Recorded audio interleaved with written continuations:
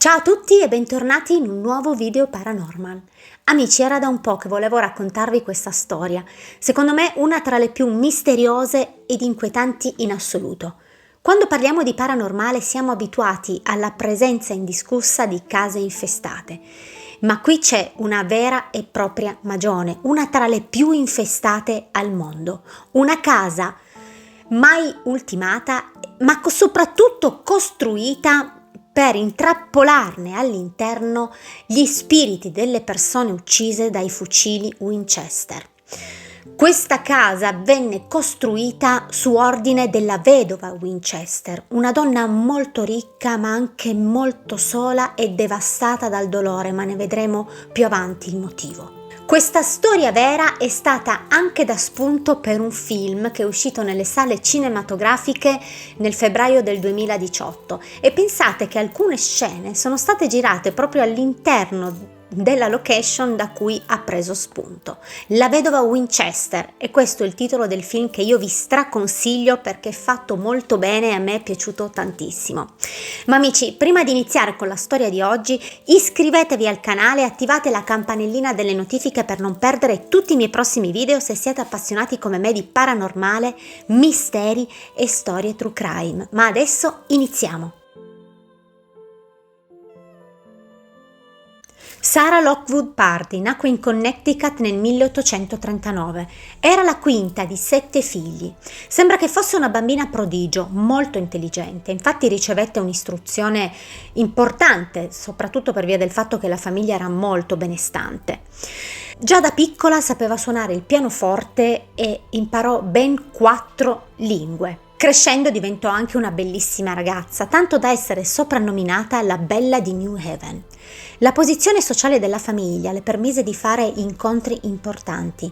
Infatti a 20 anni incontra e poi successivamente sposerà William Wirt Winchester, figlio del fondatore della fabbrica d'armi Winchester, famosa per i suoi fucili a ripetizione. Fu un matrimonio felice e qualche anno dopo, nel 1866, Sarah mette al mondo la sua prima figlia, Annie, che però, dopo solo 40 giorni di vita, muore a causa di una malattia infantile incurabile. Come possiamo immaginare, il dolore per la perdita di questa bambina causò un dolore devastante in Sarah, tanto da farle decidere di non avere mai più altri figli. Ma questo non fu l'unico dramma nella vita di Sarah, anzi fu solo l'inizio. Nel 1880 il suocero di Sarah, Oliver Winchester, morì, lasciando le redini della sua azienda e un patrimonio milionario al suo unico figlio William, che purtroppo però morì anche lui un anno dopo a causa della tubercolosi, lasciando Sarah da sola, già devastata psicologicamente a causa della perdita della loro unica figlia. Sarah all'improvviso si ritrova sola. È l'unica erede di un patrimonio milionario che montava circa 20 milioni di dollari. Si ritrova anche una rendita giornaliera di circa $1.000 al giorno, più il 50% delle industrie Winchester. Ma il patrimonio milionario ovviamente non diede sollievo a Sarah. Sappiamo perfettamente che i soldi sì, possono permetterci di comprare qualsiasi cosa, ma non ci ridaranno mai indietro le persone che abbiamo amato e che poi abbiamo perso. Quindi ormai sola e in preda al dolore, Sarah decide di contattare un medium. Cercava delle risposte perché si era convinta di avere una maledizione. Sarah stava cercando di mettersi in contatto con suo marito William. Amici, in quel tempo era facile pensare di rivolgersi ad un medium, poiché molti benestanti lo facevano. Andavano in cerca di risposte ad alcuni fenomeni paranormali che li tormentavano, magari solo per curiosità, o anche per mettersi in contatto con i cari defunti che avevano perso. Quindi non fu così strana la decisione di Sarah, ma quello che venne fuori dalla seduta con questa figura fu davvero la sua condanna a vita, perché il medium le rivelò che sulla famiglia Winchester pendeva una gravissima maledizione, a causa delle migliaia di morti causate dai suoi profitti e nello specifico dai morti uccisi dai fucili Winchester, anime che chiedevano vendetta. Il medium quindi confermò la tesi di Sarah. Le disse anche che però c'era un modo per liberarsi da questa maledizione. Innanzitutto doveva trasferirsi più ad ovest e lì costruire una casa che avrebbe ospitato non solo lei, ma anche tutte quelle anime perdute, in modo da intrappolarle lì dentro per sempre. Ma ci fu una condizione. I lavori di costruzione per quella casa non si sarebbero mai dovuti fermare, mai, altrimenti le anime l'avrebbero uccisa. Sara, molto spaventata, diede per certo, per vero quello che le stava dicendo il medium. Difatti nel 1884 si trasferisce a San José in California e acquista una piccola fattoria di circa 8 stanze, dando il via ad una delle costruzioni più lunghe del mondo. Una costruzione che terminò solo con la morte di Sara molti anni dopo. Una delle cose più assurde che io abbia mai letto. Pensate che senza avere mai un progettista iniziò ad assumere carpentieri e muratori che lavoravano notte e giorno H24 per 365 giorni senza mai fermarsi. Quella piccola fattoria in breve tempo divenne una villa di 7 piani, con 500 finestre e 160 stanze. Giornalmente Sara affidava ai suoi operai degli schizzi su dei fogli di carta e dovevano seguire alla lettera le sue direttive, perché quegli schizzi Sara li faceva in stato di trance. Erano gli spiriti che gli dicevano che cosa fare. La donna si convinse che quel lavoro era giusto, indispensabile per salvaguardare la sua vita. Quella villa divenne un vero labirinto e serviva per far perdere le sue tracce agli spiriti. E c'erano delle cose molto strane al suo interno, come finestre che si affacciavano su altre stanze o su pavimenti, scale che non portavano a nulla, porte finte, caminetti senza canne fumarie, pareti intere di vetro, 3 ascensori di cui uno orizzontale a pistoni, porte murate, pavimenti che sembravano soffitti e diversi passaggi segreti che servivano a Sara per sfuggire agli spiriti malvagi che infestavano la sua casa. Gli operai eseguivano operosamente ogni richiesta che Sara gli affidava e non osavano mai criticare quelle richieste, anche perché venivano ben pagati, e nemmeno i domestici osavano proferire parola, nonostante per loro fosse difficile muoversi tra quelle mura. Infatti avevano tutti delle mappe che venivano giornalmente modificate a causa dell'ampliamento costante. L'unica persona che si muoveva senza problemi tra quelle stanze era la vedova Winchester, che era solita ogni notte cambiare stanze in cui dormire al solo scopo di depistare gli spiriti maligni che aleggiavano tra quelle mura. Sara nel tempo iniziò a soffrire di una grave artrite che le deformò anche le mani e i piedi, e nelle rare uscite che lei fece venne sempre vista vestita con abiti neri, un velo nero davanti al viso e guanti neri a coprirle le mani. Sara non tolse mai il lutto. Pensate che la magione Winchester era davvero all'avanguardia per quei tempi. Era isolata termicamente, con inserti di lana alle pareti, aveva un sistema di riscaldamento centralizzato a vapore. C'erano gli interruttori per le luci, docce con acqua calda e un sistema di altoparlanti che permetteva di mettersi in contatto con la servitù.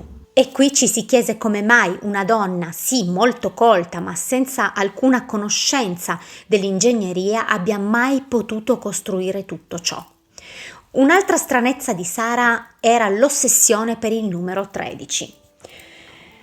Un numero che ricorreva spesso nella sua casa. Ogni finestra aveva 13 pannelli, ogni scala 13 gradini. Fece costruire 13 bagni, aveva 13 candelabri con 13 candele ciascuno, e sembra che la donna divise il suo testamento in 13 parti, ognuna firmata per 13 volte. Fu proprio questa sua ossessione per il numero 13 che fece nascere una teoria molto interessante. Qualcuno sospettava che la magione Winchester non fu costruita per intrappolare quelle anime perdute. Più che altro ritenevano che fosse un percorso della massoneria. Si mormorava infatti che in tutta la villa Sara avesse sparso dei simboli dei Rosa Croce e dei massoni. Una sorta di messaggi in codice, una caccia al tesoro.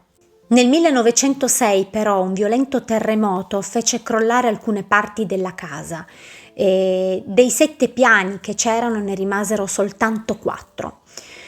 Sara rimase intrappolata in quel periodo in una stanza per alcune ore. Quando venne liberata, diede subito ordine di interrompere i lavori alla facciata e fece chiudere quelle aree che erano state distrutte dal terremoto, facendole sigillare con delle assi di legno, perché si era convinta che quel terremoto fosse un segnale degli spiriti arrabbiati perché non aveva ampliato la casa in larghezza, cosa che poi Sara successivamente fece, dando anche ospitalità alle famiglie dei suoi lavoratori.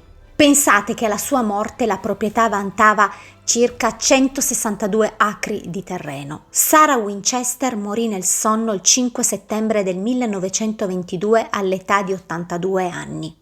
Morì in una camera della sua magione e dopo ben 38 anni i lavori a quella casa cessarono per sempre. Alla sua morte il patrimonio andò ad una sua nipote, ma nel testamento non vi era menzione della casa. Fu comunque messa all'asta e poi venduta ad un investitore locale che poi a sua volta la vendette ad una coppia, John e Maeve Brown, e furono proprio loro ad aprirla al pubblico, dando il via a delle visite guidate. Oggi la magione è riconosciuta come patrimonio storico della California e tutt'oggi è visitabile con circa $40. Pensate che organizzano anche dei tour speciali per Halloween e ogni venerdì 13. Amici, l'interno di questa magione è davvero una cosa allucinante. Si contano circa 160 stanze, 40 camere da letto, 2 sale da ballo, 6 cucine, 13 bagni, 64 camini, 52 lucernai, 1257 finestre e 40 rampe di scale. Anche gli avvistamenti paranormali in quella casa si contano a dismisura, almeno 10 l'anno, e quasi tutti riguardano un'anziana donna vestita di nero che vaga per la magione. Chi ha visitato il posto racconta di forti rumori all'improvviso e cambi della temperatura, soprattutto in alcune stanze. Pensate che tutt'oggi la casa non è stata ancora del tutto scoperta. Ogni tanto escono fuori delle stanze nuove per via dei passaggi segreti che ci sono all'interno. Quando scovano queste stanze vengono subito messe in sicurezza prima di poterle poi aprire al pubblico. Ho letto anche che alcuni anni fa una famosissima troupe di ghost hunters americani si recò lì per fare delle indagini, ma che dovettero abbandonare tutto all'improvviso a causa di un malore di uno di loro. Ovviamente le teorie in merito alla casa non mancarono e non mancano tutt'oggi, soprattutto riguardo la vedova Winchester.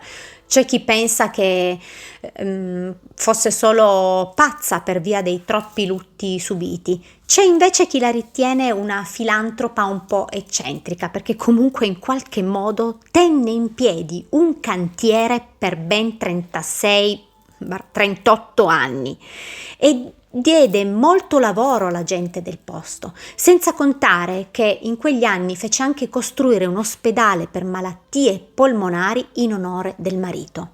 Amici, questa è una storia che mi ha da sempre incuriosito, la ritengo una delle più incredibili di cui abbia mai letto. Fatemi sapere se la conoscevate e che cosa ne pensate nei commenti, perché sono curiosa di sapere la vostra.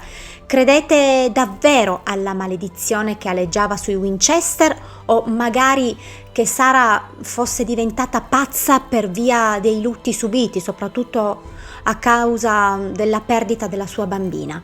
Fatemelo sapere nei commenti. Io per oggi vi saluto qui, il video termina, vi mando un bacio grande e ci vediamo domenica prossima con una nuova storia. Ciao amici!